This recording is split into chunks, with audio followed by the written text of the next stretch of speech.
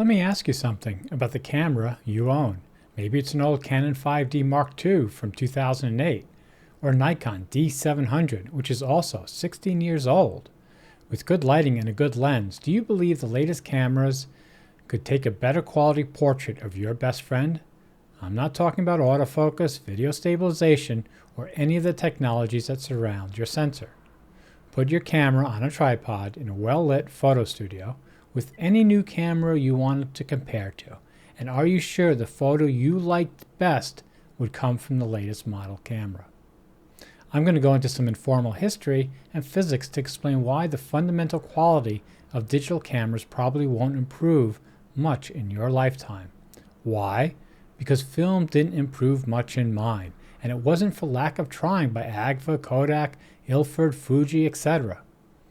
I was probably 11 years old around 1972 when my father gave me a camera and showed me how to develop in a darkroom.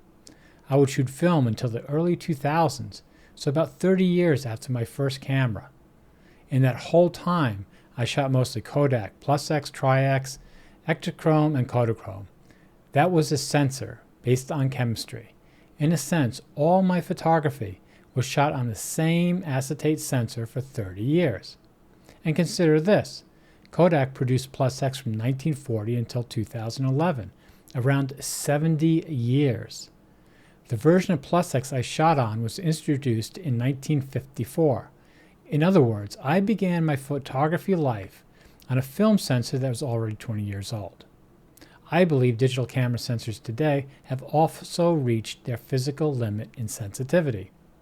Why would I believe they can improve a silicon sensor in your lifetime when they couldn't significantly improve an acetate one in mine? Yes, they are different technologies, but they share similar physical limitations. Both like sponges, in that they both absorb and react to photons. In film, the photons change the molecular structure of silver halides.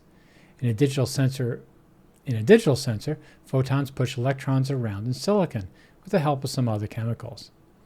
You know how your common kitchen sponge needs a certain amount of water to be absorbed before you can squeeze any out? Then there's also a point it can't absorb any more water? We don't need to understand the science. We can look at the facts in front of us. I can't tell cameras apart looking at the images from the past 10 years. They've maximized what those sponges can do. Further, even if cameras manage to greatly extend their dynamic range, we view their images on screens that have lower dynamic range, around 10 stops. So it doesn't matter how sensitive your camera is to light, your device can't replicate it. The net of all this is that yes, I'm suggesting that when you get old, you might be shooting on a camera that is not fundamentally different than the one you're shooting on now.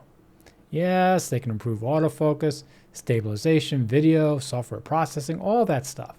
But stuff that does not change the fundamental quality of the image. When I was young, did I want sharper film? Absolutely. Did I want my 35mm film to match the quality of my medium format 2/4 inch film? Yes. But wanting and getting isn't the same thing. Again, they tried as hard as possible, but 35mm film never matched 2 1/4. Part of Ansel Adams' fame when I was young was due to the fact that he didn't wait for a new technology. Instead, he figured out in painstaking detail how to get the most from available cameras, film, developers, and papers of his time, which, by the way, still haven't changed. He recognized that film had reached its practical limits in sensitivity. Now let's talk about movie making with your camera. Those of you who want to make a documentary or movie for Netflix has a camera list they ask filmmakers to adhere to. The Canon C300 Mark II remains on that list today. The camera came out in 2015, 9 years ago. You can pick one up on eBay for under $2,500, or pick up a Sony F5 or FS7, or buy Sony's current FX3, which you can find used for a few $1,000s. The best cameras, as they say, is the one you have. I go so far to say it's any camera you bought in the last 10 years for stills or video. If you want to improve your photography or videography, time to be like Ansel Adams. Learn how to get the most out of your camera because a new camera isn't coming along that will make your knowledge of that obsolete. It didn't for Ansel Adams or for anyone who still shoots film.